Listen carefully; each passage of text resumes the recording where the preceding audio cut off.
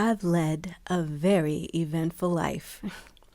If you cornered me to one word to describe it, that would be the first word I think of, eventful, as in never a dull moment, as in an adventure nonstop.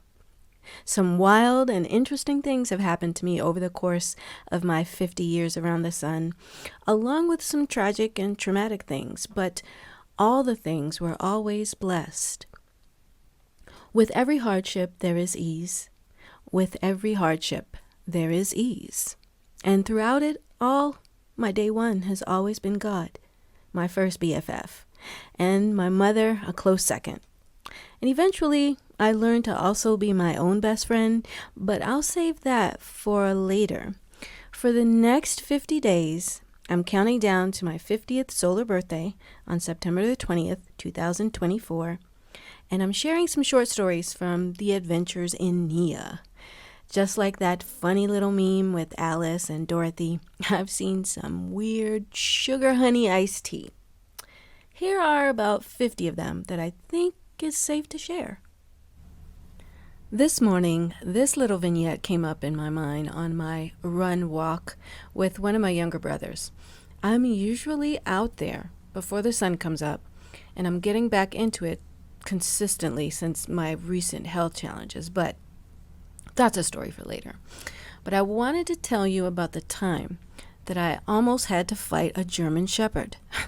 One time, many years ago, while I was here at our grandfather's house in Arizona, I would go run in the morning before the sun came up because, of course, it would get so hot that coming outside after sunrise was not an option, let alone run. One particular day, I had decided to take a different route and run down our street away from the mountain, the opposite direction that I usually went. And I didn't anticipate meeting an unexpected guest on my run. There he was, bounding effortlessly over the gate of the house across the street from us, gliding on air like a slow motion sequence in a movie, tongue flapping, eyes bright, looking at me like he was daring me to a race.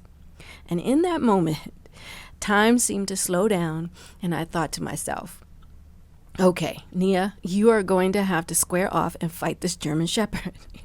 If you punch him in the face, that'll disorient him. And then, if you can't get in another lick, at least he's distracted enough to get a head start run back home.